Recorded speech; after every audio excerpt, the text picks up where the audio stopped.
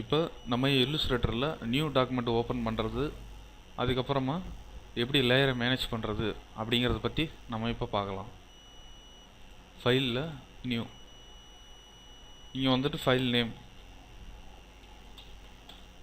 டெஸ்ட்டுன்னு கொடுத்துருக்கேன். இங்கே வந்து ப்ரொஃபைலில் வந்துட்டு வெப்பு பிரிண்ட்டுக்கு வேணுமா வெப்புக்கு வேணுமா இது எது வேணுமோ செலக்ட் பண்ணிக்கலாம். நான் கஸ்டமில் வச்சுருக்கேன்.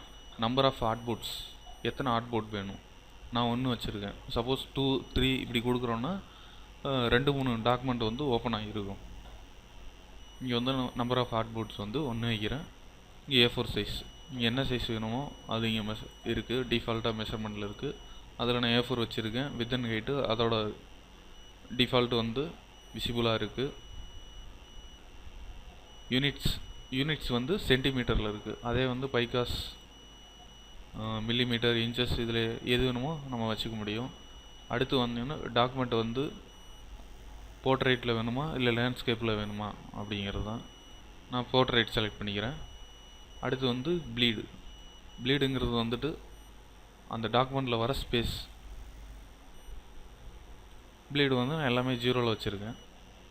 இங்கே அட்வான்ஸில் வந்துட்டு நான் வெப்புக்காக யூஸ் பண்ணேன்னா அதை RGBயாக செலக்ட் பண்ணிக்கணும். வெப்புக்கு எப்பயுமே 72 ரெசல்யூஷன் தான் வைக்கணும்.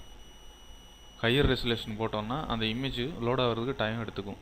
நம்ம பிரிண்டிங் யூஸ் பண்ணுறப்ப 150 to 300 வரைக்கும் நம்ம ரெசல்யூஷன் வச்சுக்கலாம்.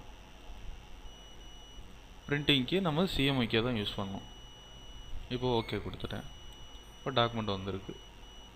இதில் வந்துட்டு இந்த ப்ளீடு வந்து செட் ஆகலை. இப்போ நார்மலாக ஒரு ப்ளீடோடு ஓப்பன் பண்ணலாம்.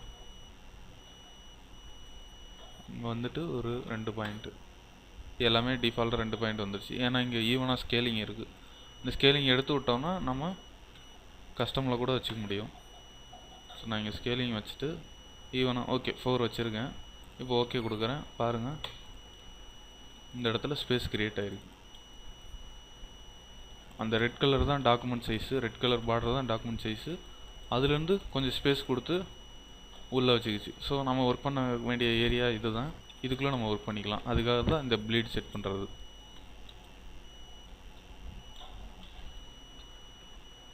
இப்போ நான் சொல்லியிருந்தேன் போர்ட்ரைட் வியூ, லேண்ட்ஸ்கேப் வியூன்னு. இப்போ நம்ம ஓப்பன் பண்ணதில் போர்ட்ரைட் வியூ தான். லேண்ட்ஸ்கேப் வியூ ஓப்பன் பண்ணுவோம்.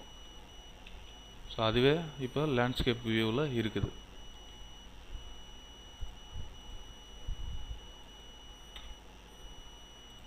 ஓகே, இப்போ லேயர் மேனேஜ்மெண்ட் பற்றி நம்ம பார்க்கலாம். இதில் ஒரு முக்கியமான விஷயம், நம்ம இந்த டாக்குமெண்ட்டை வந்து லேண்ட்ஸ்கேப் வியூவில் ஓப்பன் பண்ணியிருக்கோம். இதை வந்து திரும்ப நம்ம போர்ட்ரைட்டுக்கு மாற்றணும் அப்படின்னா டாக்குமெண்ட் செட்டப் ஃபைலில் போய்ட்டு டாக்குமெண்ட் செட்டப் போனோம்னா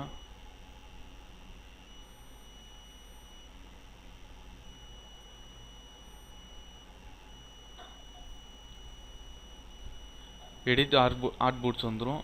இங்கே வந்துட்டு நம்ம சைஸை மெஷர் பண்ணிவிட்டு நமக்கு எப்படி வேணுமோ அந்த ஆர்ட்போர்டை வந்துட்டு நம்ம திரும்ப போர்ட்ரைட்டுக்கு அதை மாற்றிக்க முடியும்.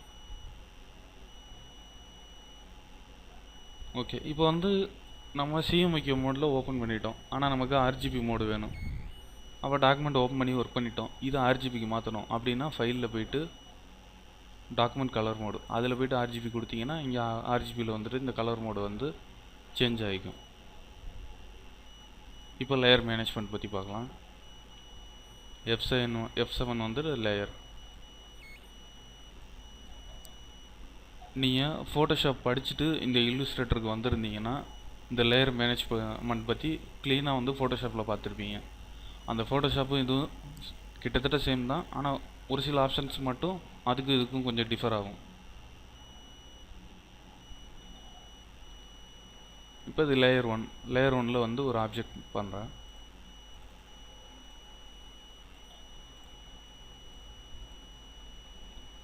அடுத்து லேயர் 2.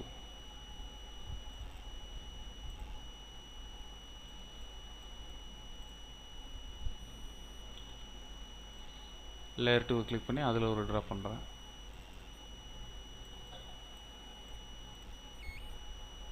லேயர் 3.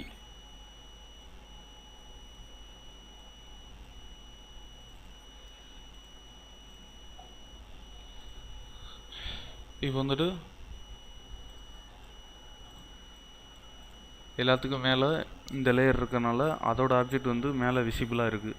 இப்போ நம்ம இதை கீழே ட்ராப் பண்ணிட்டோம்னா அது கீழே போயிடும். இப்போ க்ரீன் கலர் கீழே ட்ராப் பண்ணோம்னா க்ரீன் கலர் கீழே போயிடும். இது ஒரு மெத்தடு, லேயர் மேனேஜ்மெண்ட்டில் இது ஒரு மெத்தடு.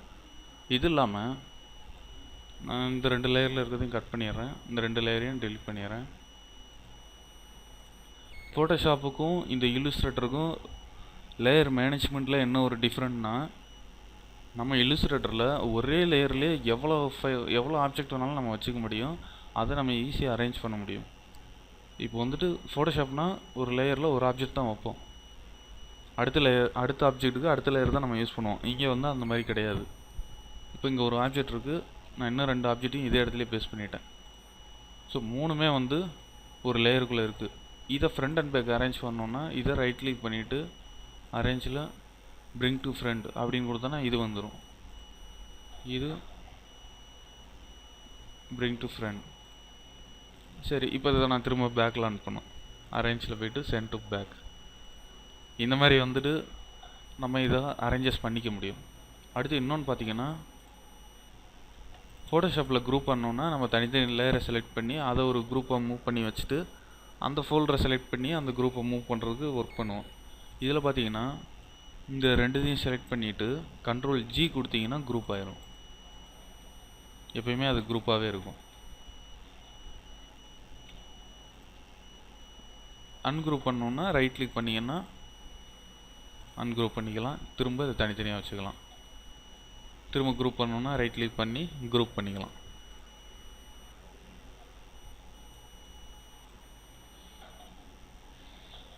இங்கே வந்து ஒரு நியூ லேயர் க்ரியேட் பண்ணோன்னா இந்த லேயர் க்ரியேட் பண்ணிக்கலாம். இது டெலீட்டு, கிரியேட் நியூ சப்லேயர். இந்த லேயருக்குள்ளே இருக்க சப்லேயர் க்ரியேட் பண்ணுறதுக்கு நம்ம அதை யூஸ் பண்ணிக்கலாம்.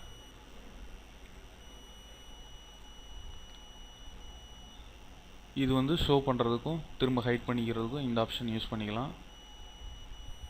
இப்போ இல்லுஸ்ட்ரேட்டரில் வந்துட்டு முக்கியமான ஒரு பாயிண்ட் இருக்குது. நம்ம நிறையா இமேஜஸ் வந்து இப்படி ட்ராக் பண்ணிட்டே போகிறோம், ஒன்றுக்கு மேலே ஒன்று, நமக்கு நிறைய டிஸ்டர்ப் பண்ணுது. அப்போ வந்துட்டு இந்த லேயரில் போய்ட்டு ஒவ்வொன்றா இந்த மாதிரி ஹைட் பண்ணுவோம்.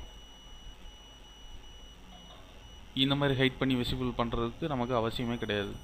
ஏன்னா இதுக்கெல்லாம் ஷார்ட்கட் இருக்குது.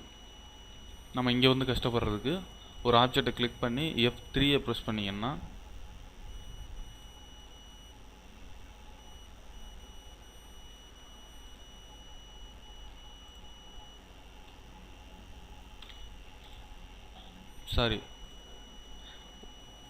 ஒரு ஆப்ஜெக்டை கிளிக் பண்ணி Ctrl+3 ப்ரெஸ் பண்ணிட்டீங்கன்னா அந்த ஆப்ஜெக்ட் ஹைட் ஆயிரும். ஆனால் அதே இடத்துல தான் அந்த ஆப்ஜெக்ட் இருக்குது, நமக்கு டிராயிங் பண்ணுறதுக்காக அது ஹைட் ஆகி காமிச்சிருக்கு. பார்த்தீங்கன்னா இந்த இடத்துல வந்து அந்த ஐ மிஸ் ஆகிருக்கு பாருங்கள்.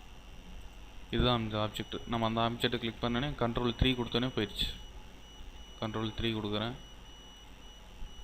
எல்லாமே மறைஞ்சிருக்கு. இப்போ நான் இங்கே புதுசாக ஒன்று ட்ரா பண்ணுறேன்.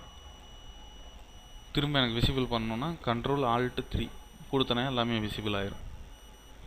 Ctrl+3 வந்து ஹைட் பண்ணிக்குது, Ctrl+Alt+3 வந்து திரும்ப விசிபிள் பண்ணுது. ஓகே, இப்போ இதில் இன்னொரு மெத்தடு. இப்போ டாக்குமெண்ட் இருக்குது,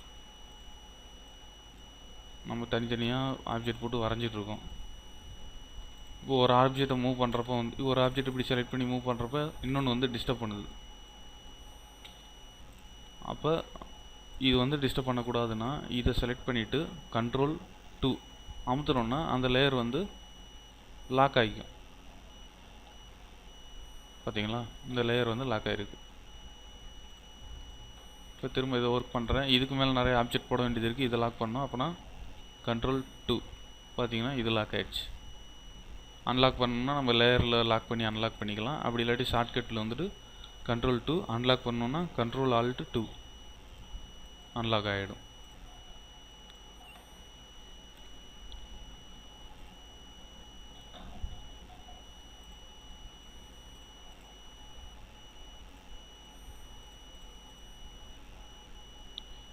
இப்போ இந்த மாதிரி கலர் ஃபில்லிங் ஆப்ஜெக்ட் இருக்குது. நமக்கு வந்துட்டு இது வந்து வெறும் அவுட்லைனை மட்டும் நம்ம செக் பண்ணணும் அப்படின்னா, அதாவது ஒயர் மோடு கண்ட்ரோல் ஒய் கொடுத்தீங்கன்னா அது ஒயர் மோடுக்கு வந்துடும். நம்ம வந்துட்டு இங்கே ஏதாவது கட்டிங்கு இல்லை சரியாக ஜாயிண்ட் ஆகலை அப்படின்னா இங்கே வந்துட்டு நம்ம ஈஸியாக கண்டுபிடிச்சிட முடியும் எப்படி இருக்குது இந்த இதுன்னு. எல்லாமே க்ளோஸ் ஆகிருக்கா இல்லை எதுவும் க்ளோஸ் ஆகலையா அப்படிங்கிறது அதில் கண்டுபிடிச்சிட முடியும். திரும்ப பழைய மோடுக்கு வரணுன்னா control Y, normal colour filling மோடுக்கு நம்ம வந்துடலாம். கண்ட்ரோல் ஒய் வந்து ஒயர் மோடு, திரும்ப கண்ட்ரோல் ஒய் வந்து நார்மல் கலர் ஃபில்லிங் மோடு. இப்போ நம்ம டூல்ஸ் பற்றி அடுத்து வர டுட்டோரியல்ஸில் வந்துட்டு வரிசையாக பார்க்கலாம்.